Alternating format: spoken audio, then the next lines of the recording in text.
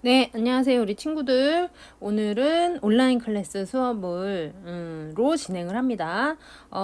앞에 이 부분을 진도 안 나간 반이 있어요. 그죠? 금요일날 우리 학교가 개교 기념으로 쉬는 바람에 이 부분이 진도 안 나간 반이 있는데 선생님이 이 부분은 교실 수업에서 맞춰주고 이 부분으로 진도를 나가서 이번 평강공주 관련된 우리 과를 마치도록 하겠습니다. 그러면 이제 두루두루 알맞게를 봅시다. 첫 번째 모양이 비슷한 한자.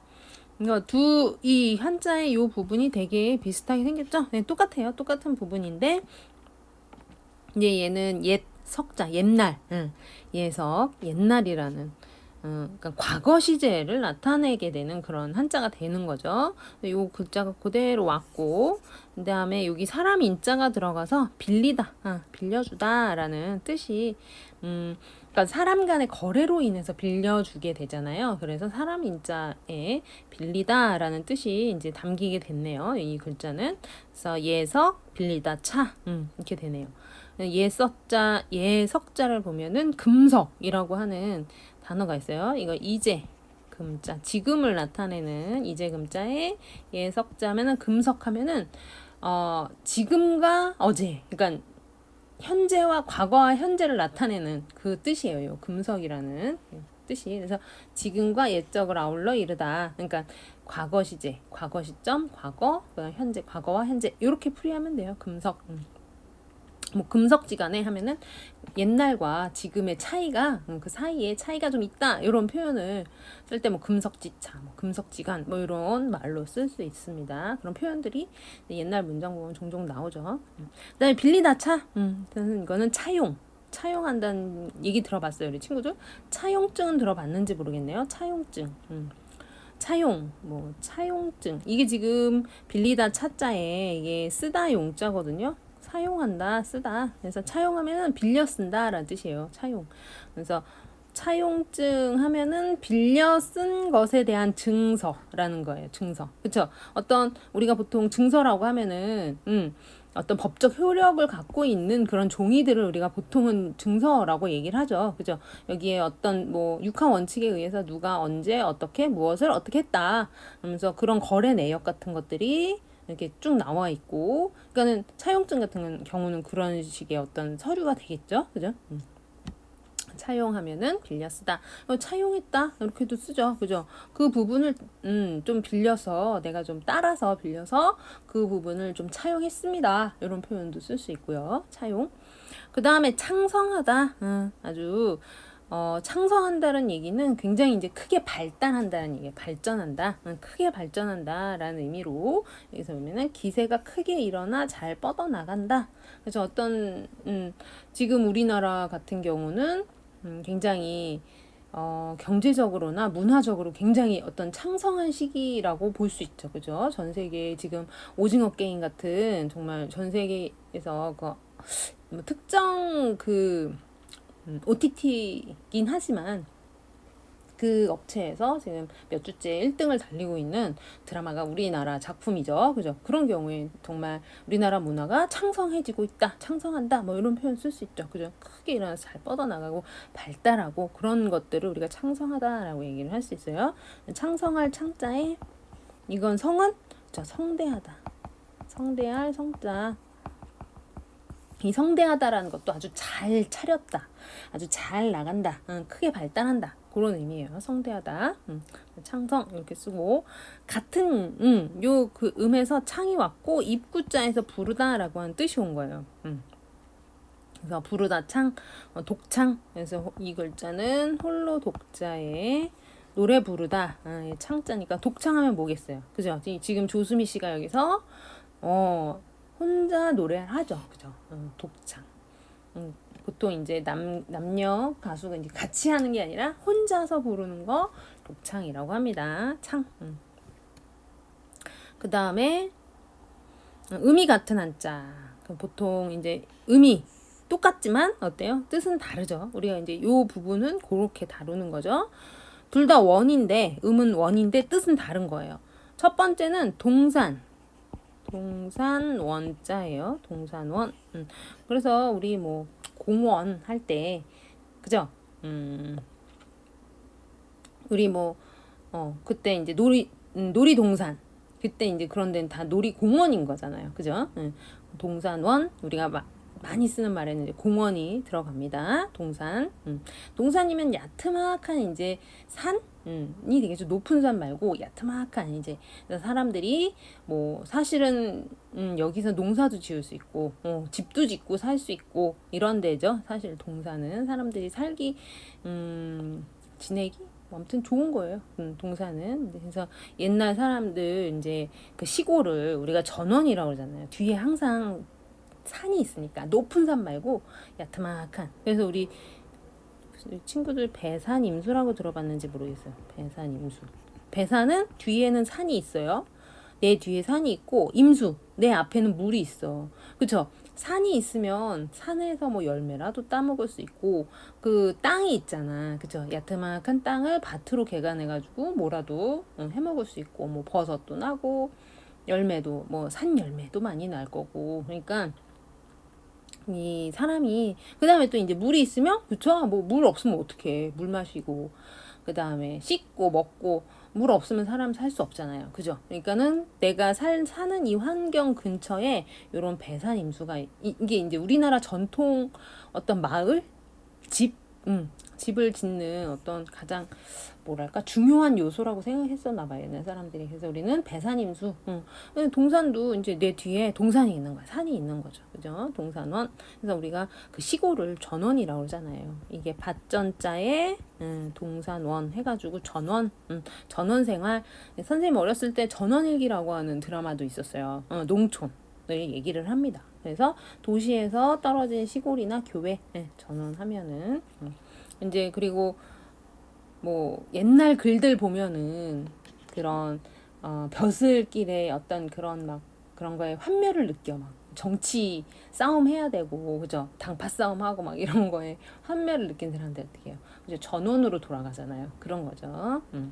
어떻게 보면 전원은 정말 말 그대로 그 논밭 있는 그런 정말 농촌 어떤 시골 이런 의미도 있고 또 그쵸 어떤 문학적인 그런 거에서 그러니까 인간의 어떤 속세를 벗어난 약간 그런 것과는 거리가 있는 뭐 요런 그런 좀 한가하면서 어떤 인간의 어떤 좀 본성, 본연의 어떤 그런 막 인위적인 욕심, 욕망에서 벗어나서 어떤 인간의 본연의 어떤 그런 편안한 삶을 살 수 있게 해주는 그런 어떤 장치로 우리가 전원을 문학적 수사에서도 많이 나오죠, 그죠? 전원. 그 다음은 원망하다, 원망하다, 원망할 원자예요. 원망하다. 그래서 여기 마음 심자 있죠? 마음 심자가 들어가서 이 원망이라고 하는 감정을 만드는 겁니다. 그래서 원망할 원자에 그 다음에 이건 바라다 바라다 망자. 그래서 원망 우리 친구들 원망하는 건 모르지는 않을 거예요. 우리 여기는 없는데 원망한다. 굉장히 이제 그 사람에 대해 좀 뭔가 미워하는 감정, 탓하는 감정 뭐 이런 것들이 이제 뒤섞인 그런 마음으로 이제 바라보게 되죠. 원망이 그런 걸 원망이라고 할 수 있고요. 그 다음에 흉하다. 그 흉하다의 그 흉자에게 이게 이제 우리가 말하는 흉해 할 때 그 흉입니다. 이거는 흉하다 흉자예요. 흉하다가 무슨 뜻이냐? 그러니까 한마디로 좋지 않은 거야. 나쁜 거 한마디로. 옛날 사람들은 우리나라 사람들은 되게 이제 복을 좋아하잖아요. 우리 뭐 새해 복 많이 받으세요. 인사가 또 막 그 복이잖아. 그럴 정도로 복을 좋아하는데 그거에 반대야. 뭔가 일이 잘 안 풀려. 아주 좀 모양이 안 좋아. 그 다음에 조짐이 좋지 않고 일이 아주 순조롭게 잘 풀려가는 게 아니라 막 막히고 방해가 많고 막 이런 전반적인 것들을 다 흉이라고 얘기를 합니다. 그래서 여기도 길하다. 길할 길자에 이 흉할 흉자는 길흉하면은 정반대예요. 얘네 둘의 관계는 정반대의 관계야. 반대말끼리 만나서 길하고 흉하다라는 길과 흉은 무슨 얘기냐면 길한 건 또 일이 되게 잘 풀리는 거예요. 아주 자연스럽게 일이 막 우리 친구들은 그렇게 막 버스 타고 다니거나 막 그런 건 아닐 테지만 어느 날 막 아침부터 막 내 앞에 바로 내가 딱 지하철역에 딱 들어갔는데 바로 막 열차가 오고 그다음에 학교에서도 막 굉장히 그날따라 막 뭐 친구들하고 같이 재밌는 얘기도 많이 하고 그다음에 수업 시간도 막 그날따라 굉장히 재밌고 뭐 수행 평가를 봤는데 우연찮게 막 문제가 잘 풀렸어. 굉장히 길한 거예요. 예, 이런 걸 우리나라 사람들이 굉장히 좋아하지. 그죠? 그냥 다 복 받았다. 행운이다. 약간 이런 거예요. 행운? 길하다? 이런 게 길이고, 흉은, 안 좋은 거야. 불운한 거. 이런 거예요. 그래서 길흉. 여기도 이제 우리가 길흉, 화복이라는 말을 쓰죠. 그죠? 길하고, 흉하고, 화도 재앙이야. 재앙. 나쁜 거. 그다음에 복은 복 받는 거. 그래서 길흉화복은 뭐 함부로 뭐 이렇게 재단한다 함부로 막 예측할 수는 없지만 뭐 이런 표현 쓸 수도 있죠, 그죠? 길흉화복에서 너무 사람이 거의 너무 이게 집착하지 마라 뭐 이런 표현으로 미리 너무 이런 거에 대해서 예단하지 마라 뭐 이런 표현도 쓸 수 있고요. 길흉 길하고 흉함 정반대의 말이에요. 길흉 여기 있나? 운이 좋고 나쁨을 얘기를 하는 겁니다. 길흉. 그 다음에 얘는 무슨 자냐? 가슴. 흉이에요. 흉. 가슴 흉. 그래서 요 글자에서 요 글자. 그죠? 여기서 흉이라고 하는 의미 왔고 요 글자가 뭐야? 모양은 달월인데 얘 원래 이 글자잖아요. 그죠? 요건 고기 육자고 요 고기 육자가 한자에 들어가면 그쵸? 신체 일부를 뜻하는 신체 일부나 사람의 장기 그래서 내부 장기를 나타내는 한자가 됩니다. 그래서 가슴 사람의 가슴 부위를 우리가 흉부라고 해요. 그래서 흉 가슴 흉 부는 부위 부분 부자 해서 가슴 부분을 얘기를 하는 거예요. 흉부. 왜 병원에 뭐 있어요? 대표적으로 흉부외과라고 들어봤어요? 흉부외과 하면은 이 가슴에 심장 특히 이제 심장 부분에 이제 수술을 담당하는 그런 그런 담당과가 병원에서 우리 흉부외과라고 하죠. 그죠? 이렇게 되고 그다음에 뜻이 비슷한 한자 임금이에요. 다 얘네 셋이 다 이 세 글자가 다 임금을 뜻하는 글자로 임금왕, 임금황, 그다음 임금제라고 씁니다. 네, 그래서 왕 할 때는 군왕, 임금 군자에 임금 왕자에서 군왕하면 임금님 이라고 보면 돼요. 왕 그냥 왕이라고 보면 됩니다. 그다음에 황실 이거는 황제 황자에 임금 황자의 집 실자예요. 황실이라고 하면은 그죠. 황실 집안을 얘기를 하는 거죠. 그 황제의 집안을 얘기를 하는 거죠. 정말 여기서는 집시라면은 정말 그 건물 집을 나타내기도 하는데 우리가 보통 황실이라고 하면은 그쵸. 그 황제의 집안을 다 나타내는 거죠. 이제 우리는 황제는 아니었어요. 우리는 약간 우리나라를 예로 들면은 원래는 이 임금 왕자가 생긴 게 하늘하고 땅하고 그 사이를 연결해주는 존재 라는 뜻이거든요. 그건 거의 제사장의 의미지. 그죠? 그래서 옛날 이제 중국에서 삼황오제라고 해가지고, 그 사람들을 다 왕이라고 일컬었어요. 사실은. 그냥 삼황오제, 무슨 왕, 그 다음에, 뭐랄까. 그 중국의 하은주 시대 이렇게 왕실이 나오는데 이런 왕조예요. 왕조 하나라 은나라 주나라 이때는 그냥 다 왕이라고 했어요. 특히나 주나라 초대 왕은 문왕 그 다음이 무왕이거든요. 얘네들 다 황제인데 이땐 그냥 다 왕이라고 불렀어요. 그랬는데 이제 이게 주나라가 봉건제가 되면서 좀 어려워요. 역사 이거 세계사적인 게 나오기 시작을 하는데 이 봉건제가 확립이 되면서 황제와 그 외에 제후국으로 나뉘게 됩니다. 그러면서 이 제후들을 나중에 왕이라고 부르고 요 황제는 진짜 요 황자를 쓴 거예요.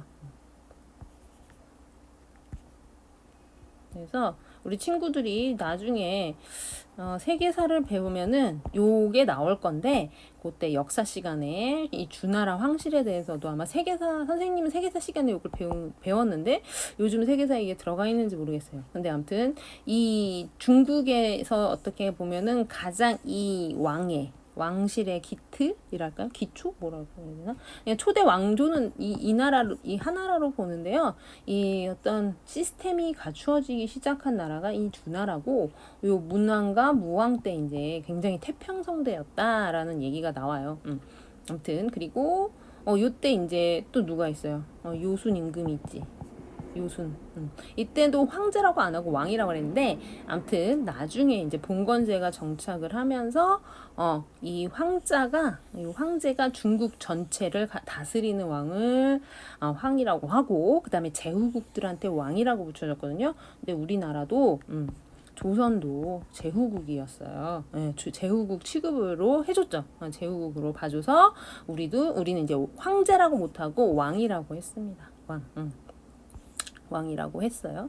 근데 이렇게. 근데 이제 다 이게 그 나라의 최고 통수권자인 거죠. 왕, 황제. 다 임금을 뜻하는 거고요. 황실. 그 다음은 임금 제자의 임금 왕. 그래서 제왕 하면은 이것도 왕이라고 보면 됩니다. 그래서 다 왕의 의미를 갖는 군왕, 제왕 다 이제 왕의 의미예요. 근데 이제 나중에 이제 이 봉건제가 시작이 되고, 주나라 다음에 이제 통일왕조가 진나라잖아요. 진시황 들어봤어요? 진시황?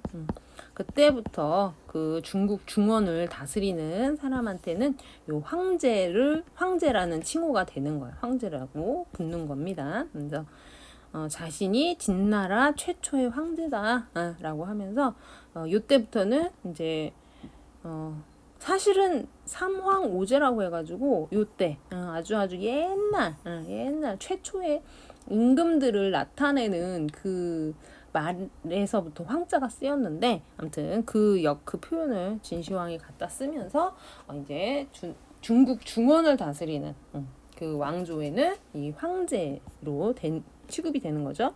그래서 뭐 송나라도 황제, 명나라도 황제 이렇게 되는 거예요. 아무튼 너무 많은 얘기를 했네요, 선생님이.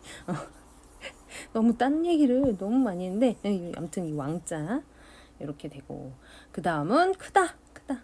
셋 다 크다라는 뜻을 갖고 있고, 크다 대자도 있죠. 여기는 크다 태, 크다 거, 얘도 클 태자예요. 다. 그래서 처음에는 태초 하면은, 그러니까 이 태나 요 태나 둘 다 크다 태로 거의 같이 쓰인 한자예요. 거의 같이 쓰인 한자고, 그 다음에 여기 첫 번째 요 태를 보면은 크다 태자에 처음 초 하면은 태초 하면은, 여기서의 태는 정말 진짜 그 어떤 우주의 광활함 막 이런 것도 뜻하지만 아주 롱롱 어고 막 이런 뜻의 최초, 아무튼 그런 의미도 갖고 있는 태예요. 그렇게 또 봐도 돼요. 태초. 그렇게 되고, 그 다음에 거목. 크다 거자에 나무 목자예요. 그러면 무슨 뜻이겠어요? 그죠? 큰 나무. 큰 나무. 우리가 근데 이 거목은 정말 나무가 크다라는 의미도 있지만, 비유적으로 어떤 조직에서 어떤 그 굉장히 핵심이 되고 중심이 되는 인물들 있잖아요. 그런 사람한테 우리가 거목, 어떤 한 분야에서 어떤 한 조직에서 굉장히 큰 인물, 그런 사람을 우리가 비유할 때, 그러니까 지탱을 해주게 되잖아요. 큰 나무는 어떤 큰 기둥이 되기도 하고, 그러니까 지탱해주는 그 존재가 되기 때문에 거목하면은 그쵸, 그 분야나 어떤 한 조직에서 큰 일을 하는 사람, 중요한 인물, 이런 걸 비유적으로 나타낼 때도 거목이라고 합니다. 이 거자 들어가는 걸로 유명한 건 우리 친구들이 무한도전을 많이 봤을는지 모르겠지만, 박명수가 맨날 자기 거성이라고 그랬잖아요. 그죠? 거성. 별성자 써가지고, 별성자를 어떻게 썼더라? 이렇게 썼나? 그래서 거성 하면은 큰 별, 이렇게 되는 거예요. 거성. 그 다음에 태두. 태는 이제 태산, 이것도 크다라는 뜻이고, 이거는 이게 무슨 두셨지? 머리두. 아니야. 별두. 별두. 별자리. 별두예요. 그래서 태두 하면은 태산과 북두칠성의 북두를 얘기를 하는 거거든요. 그래서 태와 두만 이렇게 따와가지고 태두 하면은 태산과 북두칠성을 아울러서 말하면서 가장 권위 있는 사람을 뜻하는 비유적으로 뜻하는 그런 말이 돼요. 태두 하면은 아주 큰 인물을 뜻하는 게 이제 태두가 됩니다. 그래서 태산북두의 준말 태산은 이제 중국에 있는 태산이 있어요. 정말 태산이라는 산이 있는데 이 태산이 정말 제일 높거나 제일 큰 산은 아니지만 어떤 중국의 어떤 중원 땅에 있는 굉장히 상징적인 산이래요. 그러니까 이 산이 굉장히 높이로 따져서의 큰 산이 아니라 정말 이게 땅을 차지하고 있는 범위는 진짜 크다고 해요. 이 태산이. 근데 이 태산 굉장히 큰 산과 북두칠성이 우리 친구들 어떤 존재냐? 이 북반구에서는 어떤 별자리에 있어서 가장 핵심, 중심이 되는 별자리잖아요. 북극성, 그죠? 북극성과 북두칠성, 이 별이 우리가 이제 길 찾아 갈 때 북두칠성이 어떻게 보면 길잡이가 되거든요. 그래서 이 북반구에서는 그래서 북두 하면은 굉장히 중심, 핵심, 약간 이런 뜻도 있어요. 이 한문 쪽에서는 특히나 더 그런 의미가 있습니다. 그래서 태두 이런 의미고 그 다음에 생활 속 한자 어휘 하면은 누군지 알죠? 이제 5만 원권에 들어가 계신 분 신사임당이죠. 이분. 그래서 우리는 이걸 뭐라고 하냐? 현모양처라고도 합니다. 그죠? 현모양처라는 말 종종 쓰죠. 그죠? 현모양처 어떻게 돼요? 어질현, 그 다음에 어미모, 엄마, 그 다음에 양이 이것도 뛰어나다는 뜻인데 이걸 우리 교과서에 뭐라고 해야 되냐? 뭐라고 나왔나 봅시다. 양이 없네요. 그럴 때는 선생님 뜻은 알겠는데 이걸 우리 친구들한테 말을 해주려니까 어렵네요. 양, 좋을 양인가? 어질양. 이것도 그냥 어질양, 좋을 양이구나. 그쵸? 양자가 굉장히 뛰어나다라는 그런 의미도 갖게 됩니다. 그래서 좋다. 이것도 그냥 똑같이 어질다로 봅시다. 어질양. 원래 량이에요. 그 다음에 아내처 해가지고 어질고 어진 어머니 어진 아내 이런 뜻이죠. 어질다라는 어질다 한문에서 이렇게 어질다로 풀이하는 거는 둘 다 뛰어나다라는 뜻도 있어요. 능력 있다 이런 뜻도 있습니다. 그래서 그런 아내 그런 엄마를 우리가 현모양처다 이렇게 표현도 하죠. 그죠? 근데 사실 신사임당은 현모양처 우리가 생각하는 현모양처의 어떤 진짜 이상향일 수도 있어요. 사실은 이 신사임당 아버지가 굉장히 권력가였죠. 그죠? 부잣집이고 권력가였어가지고 시집살이 안 시키려고 사실은 이율곡 이의 아버지는 그 집안은 굉장히 한미했어요. 그래서 부잣집 며느리 모셔왔다 그래가지고 사실 신사임당은 시집살이도 하나도 안 해서 우리가 아는 어떻게 보면 현모양처랑은 좀 거리가 있을 수도 있어요. 그리고 그 시나 미술 활동에 있어서 굉장히 뛰어났어가지고 그 당시에도 굉장히 유명했죠. 신사임당은. 아무튼 그렇습니다. 그리고 인수분해가 나왔네요. 인수분해 모르는 친구는 없을 거예요. 그래서 인수분해가 뭔지는 아마 다 알 텐데 수학 용어. 이제 우리가 지금 여기서 배우는 게 생활 속 한자 어휘, 다른 교과 한자 어휘 이런 부분이거든요. 수학에서 나오는 요 용어들 대부분 한자인 게 되게 많죠. 근데 사실 우리가 만든 한자식 그 단어들이 아니고 일본식 한자가 특히 많다고 해요. 수학 같은 경우. 그래서 이걸 한자로 풀었을 때 사실 그렇게 딱 와닿지 않는 부분들이 좀 있어요. 있고. 아무튼 근데 인수분해 봅시다. 이거를 풀이를 해보면 인은 인하다. 어떤 원인이 된다는 의미예요. 인할인. 몸모로부터 인하여. 그쵸? 인하다 무슨 뜻이야? 어디에서부터 원인이 돼서 나왔다라는 뜻이고 수는 숫자. 수 아니면 셈하다 셈 숫자가 되고 나누다 나눌분 풀다 해석하다 풀다 풀어 헤치는 거예요. 둘 다 해. 그래서 인수로 분해하는 걸 얘기. 인수분해 하면은 인수로 분해, 나눈다. 지금 이렇게 되어 있던 다항식을 우리가 하나하나의 그 요인, 그죠? 그 인수로 나누어 보는 거죠. 그죠? 분해하는 거죠. 그걸 우리가 인수분해라고 하는 거고, 다시 이 인수분해를 요런 다항식으로 다시 가는 걸 전개라고 하잖아요. 이 전자가 무슨 전자? 펴다 전자에 열다 개자예요. 그래서 다시 이렇게 하나하나의 요소로 나누었던 분해했던 요것들을 어떻게 다시 이렇게 전개하는 펼치는 요런 걸 우리가 전개라고 용어를 하는 거죠. 인수분해 전개, 그죠? 그러니까 인하다 어떤 그 이 다항식에서 하나의 이게 요인이 되잖아. 하나의 어떤 요소가 되잖아요. 그렇게 나눈다. 이렇게 생각하면 좀 더 이해가 되지 않을까 싶습니다. 한모양처, 그 다음에 인수분해, 여기 우리 친구들 모르는 친구는 없을 거예요. 이런 것들도 좀 보시고, 그 다음에 옹기종기 뚝딱뚝딱은 우리 친구들 이거 꼭 읽어보세요. 약속을 주제로 해서 토의 토론하기라고 하는데, 우리가 어떤 모둠 활동 같은 걸 하기는 좀 힘들어요. 요거 가지고 진짜 얘기 나눠봐도 재밌을 것 같긴 한데, 우리 친구들 요거 한번 읽어보세요. 증자라고 하는 사람은 공자의 제자였어요. 그래서 이 증자하면은 굉장히 우직한 사람.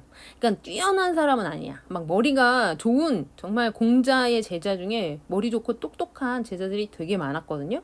그랬는데 사실은 증자는 그런 친구는 아니었어. 그런 제자는 아닌데 이 공자의 사상인 유학이 이 증자로 인해서 전달이 돼요. 그러니까는 근데 증자가 뭘로 유명하냐면 우직해. 머리가 좋고 막 이런 거보다는 꾸준하고 성실하고 우직한 걸로 유명한 사람이었는데 그쵸. 그 공자의 사상은 증자로 인해서 남겨지고 기록되고 그게 후손에게 넘겨갑니다. 그게 이제 도통을 증자가 이었다라는 표현을 쓰는데, 아무튼 그런 존재로 이 이야기도 보면 굉장히 좀 사람이 우직한 면 이러면서 꼭 그 말한 걸 지키려고 하는 그런 부분이 잘 드러나요. 우리 친구들 요거 한번 읽어보시고, 그 다음에 나는 우리 친구들 요거를 좀 알았으면 좋겠어요. 요거 이제 나중에 고등학교 가면 요거 나오는데, 이거는 뭐랑 관련된 이게 이런 고사가 있습니다. 미생지신이라는. 미생지신 하면은 융통성 없음, 어리석음, 약간 이런 걸 뜻해요. 그래서 우리가 배운 평강의 이야기는 사실 그 말한 걸 지키는 그 모습을, 그러니까 신의 굉장히 사람이 어떤 의리가 있고 그 어떤 절개랄까? 뭐 절개까지는 좀 그렇지만 아무튼 신의가 있는 그런 모습에 포커스, 초점을 줬어요. 근데 이 미생도 어떤 사람이냐면 그러니까는 여자친구를 요 다리 밑에서 만나기로 한 거야.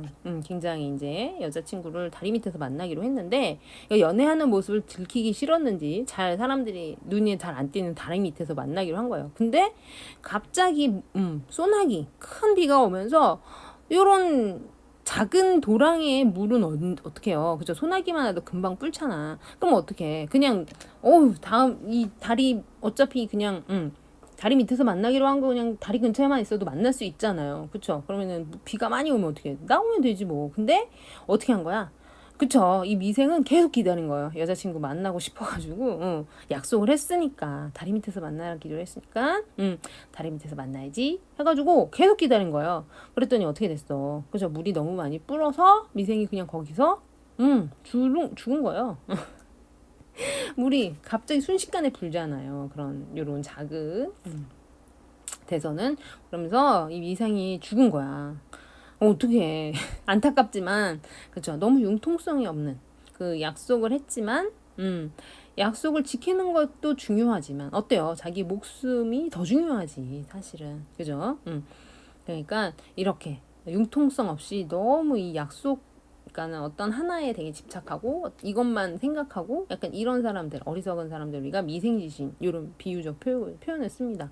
요거 많이 나오는 고사성어예요. 요것도 좀 잘 알아두시고 그 다음에 만약에 선생님 요거 시험 문제 내면 선생님이 시험 문제 낼게요 이렇게 얘기할게요. 걱정 마시고 그래서 이런 것들 우리 친구들 한번 생각해 보셨으면 좋겠습니다. 네.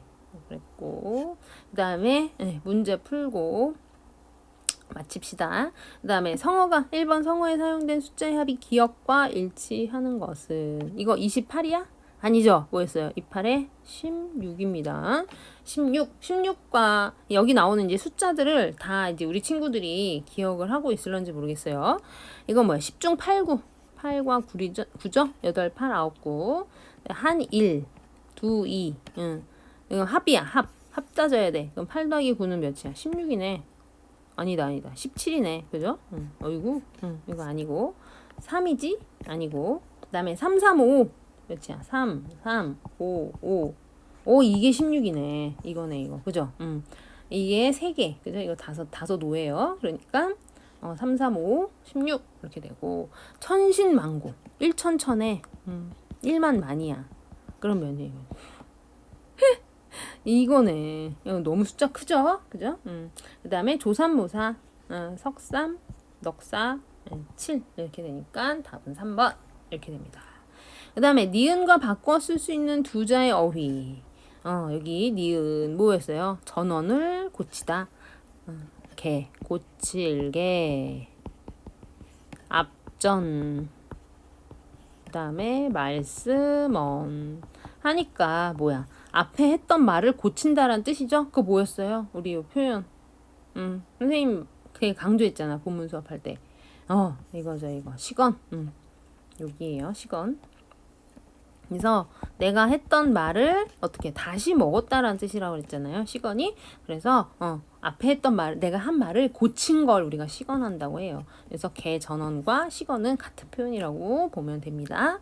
그 다음에 3번 디귿을 바르게 풀이해보자. 디귿 여기 부분, 요거 부분 여기. 이거는 이 부분 진도 안 나간 반이 있을 거예요. 그러니까 지금 예습 차원에서 잘 들어주시면 또 이제 본문 학습할 때 도움이 되죠. 그죠? 필부, 보통의 평범한 사람이라고 했어요. 필부도 오히려 이렇게 되죠. 그죠? 여기서 봐야겠다. 요 부분을 봅시다. 다른 색깔로 디귿 문장을 풀이해 보면은 필부, 보통 평범한 사람을 뜻해요. 그냥 요 밑에서 보자. 필부. 그 다음에 필부도 오히려 불욕, 뭐뭐 하려고 하지 않는다. 그죠? 그 뜻이에요. 불욕. 시건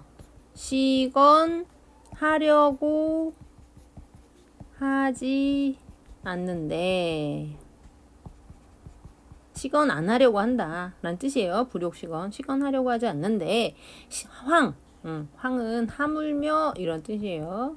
하물며